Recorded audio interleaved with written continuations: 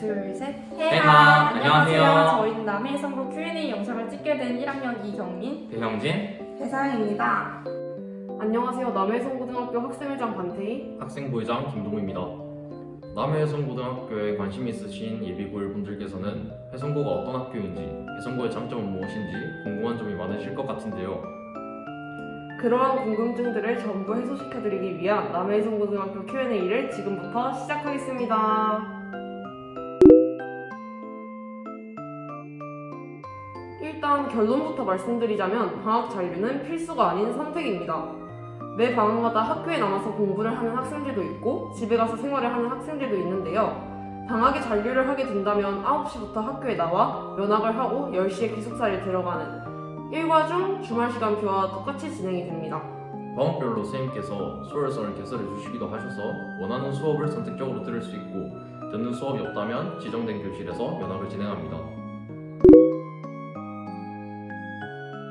저는 수학 선생님이신 김영선 선생님 멘토링에 속해 있는데요.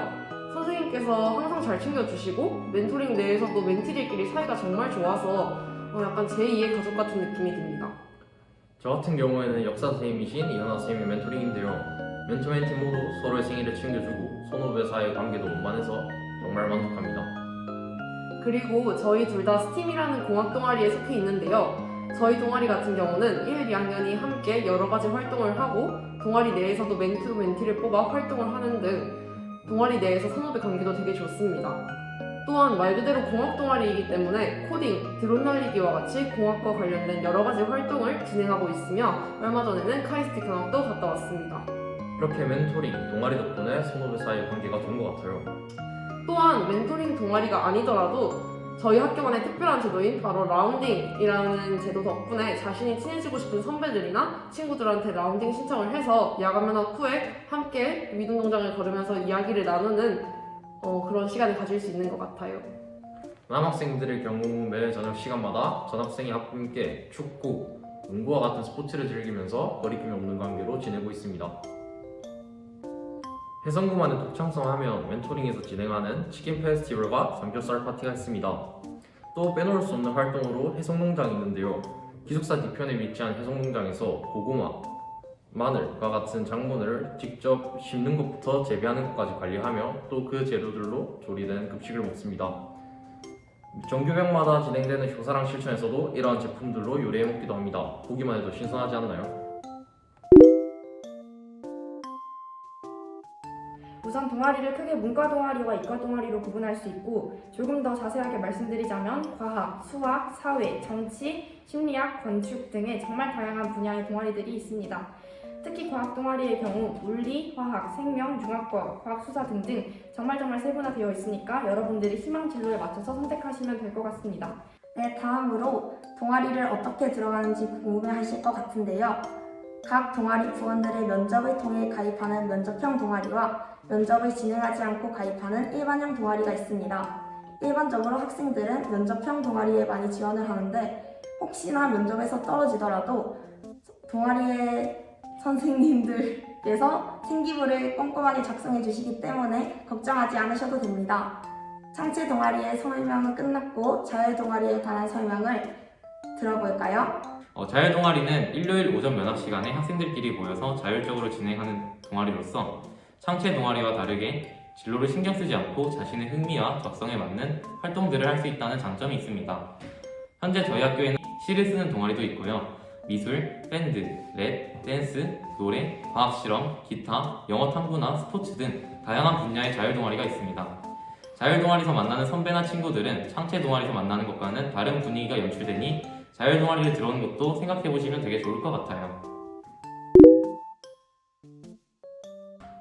저희 해성고에서는 일주일에 2번, 수요일과 일요일 저녁 시간에 폰 사용이 가능합니다. 평소 옆에 항상 가지고 있었던 폰을 사용하지 못하기 때문에 적응하기 힘들 수도 있지만 그러나 이제 학교에서 새로운 친구들을 사귀고 다양한 활동들을 하면서 일주일에 2번 받는 거는 나름 만족할 수 있습니다. 저 같은 경우는 핸드폰이 없어서 더 깊은 유대관계가 형성되는 경우도 많다고 생각하거든요.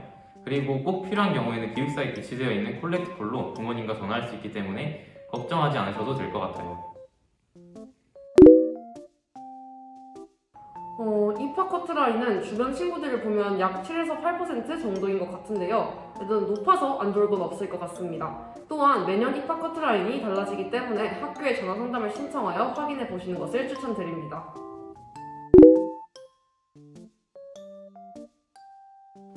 솔직히 내신 받는 게 어렵지 않다고 하면 거짓말이겠죠? 그쵸. 그쵸. 네, 각 중학교에서 전교권이던 학생들이 모여서 다들 치열하게 공부하는데 심지어 학생 수까지 적어서 1등급이 내릴 뿐이니까요. 하지만 노력한 만큼 그 노력에 비해서 좋은 결과가 나오니까 벌써 겁먹지 마시고 오셔서 열심히 하신다면 만족하실 만한 성적을 받을 수 있어요. 그 내신 공부의 경우에는 수업을 열심히 듣는 게 가장 중요하고요. 그 외에는 선생님께서 나눠주시는 유인물들 꼭 챙겨보시길 바랍니다. 저는 선행이라는 게 필수는 아니라고 생각합니다. 그래도 선행을 해서 나쁠 건 없기 때문에 수학 같은 경우에는 수학 3, 수학 4 정도는 돌리고 오면 부담이 덜하지 않을까요? 하지만 선행 없이도 충분히 열심히 한다면 내신 따는데 무리는 없을 거라고 봅니다. 저도 수학은 수학 3, 수학 하 그 정도만 돌리고 오는 것을 추천드리고요. 특히 수학 같은 경우는 선행을 많이 하고 오는 것보다는 일단 앞부분 내용을 제대로 공부를 하고 오는 것이 도움이 될 것 같습니다. 다른 과목의 경우 국어는 문법을 어느 정도 약간 조금 하고 오는 것을 약간 추천드리겠습니다. 선행은 굉장히 상대적이고 케바케 사바사겠죠. 그렇지만 우선 저희가 선행을 어디까지 하고 왔는지 말씀드려볼까요? 네. 우선 저는 입시 전문 종합학원을 4년 동안 다녔기 때문에 솔직히 국영수는 선행을 좀 많이 한 편입니다. 수학은 개념은 미적분 초반까지 수박 겉핥기로 돌리다가 삐리하다 이거 아니다 싶어서 입학 한두 달 전에 수학까지만 제대로 하고 와서 수학까지 했다고 말씀드리는 게 맞을 것 같고, 국어는 고등학교 1학년, 2학년 수준의 출제 작품들을 몇 번 보고 왔고, 영어는 수능 특강 교재로 수업을 진행했었기 때문에 고등학교 2학년, 3학년 그 전체 과정의 영문법들은 깔끔하게 정리를 하고 왔습니다. 그리고 사회랑 과학 같은 경우에는 선행을 아예 하지 않아서 걱정했는데 생각보다 괜찮은 것 같아요. 네, 서영 씨는 어디까지 하셨나요? 네, 저 같은 경우에 수학은 수투 중간까지 했지만 차라리 여기 와서 드는 생각이 이제 수상 개념을 좀 더 공부할 걸 이런 생각이 들었습니다. 영어는 매일매일 영단어를 외웠고 사설 모의고사를 풀었으며 국어 같은 경우엔 겨울방학 때 비문학과 문학 문제들을 풀었습니다. 수학 같은 경우에는 학생들의 수준이 높고 선생님들께서 거기에 맞춰서 수업을 진행하시다 보니까 선행이 아예 안 되어 있으시다면 수업의 속도나 심화된 내용을 따라가기 벅찰 것 같습니다. 그래서 수상 수학까지는 개념을 완벽하게 숙지하고 오시는 편이 좋을 것 같아요. 하지만 수준별로 수업이 나눠서 진행되기 때문에 본인의 수학 실력이 조금 부족하더라도 크게 걱정하실 필요는 없습니다. 네, 국어 같은 경우는 겨울방학 때 비문학 한두 개씩 풀고 문학 관련된 문제들을 미리 접해보시면 좋을 것 같고요. 아무래도 영어는 제일 중요한 게 영단어이기 때문에 영단어를 매일매일 외우고 미리 사설 모의고사 등을 풀어보시면 아주 좋을 것 같습니다. 네, 그 사회나 과학, 즉 탐구 과목은 선행을 안 하고 중학교 과정을 탄탄하게 숙지해오는 걸 추천드립니다. 선생님들께서 심화된 내용을 가르치시기 때문에 선행을 하고 온다 하더라도 모르는 내용이 나오기 십상입니다. 그러니 수업을 열심히 듣는 것을 목표로 하시는 걸 추천드려요. 무조건 수업 열심히 듣기 잊지 마세요. 그리고 자신의 분야와 관련된 독서 활동을 학교에서 많이 진행하기 때문에 독서를 꼭 하고 오시는 걸 추천드립니다.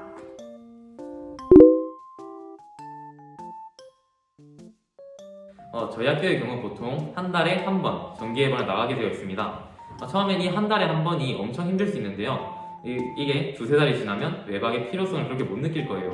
아마도요. 네. 맞죠? 물론 담임 선생님께 외출이나 외박 신청을 하고 나갈 수도 있기 때문에 해성고는 감옥 이런 생각은 안 하셔도 될 것 같아요. 이 질문은 이제 1학년의 자랑스러운 팀장이신 이경미 씨에게 맡기도록 하겠습니다. 네, 안녕하세요. 팀장입니다. 기숙사 생활의 전반적인 내용에 관해 말씀드리도록 하겠습니다. 우선 평일에는 11시에 야간 면학이 끝나고 30분간의 개인 시간을 드린 뒤에 11시 30분에 점호를 하고 그 뒤로는 기숙사 밖으로 나가실 수 없습니다. 주말은 9시 50분에 야간 면학이 끝나고 40분간의 개인 시간을 드린 뒤에 11시가 아니고 10시 30분에 점호를 합니다. 그러면 룸메이트 배정은 어떻게 되나요?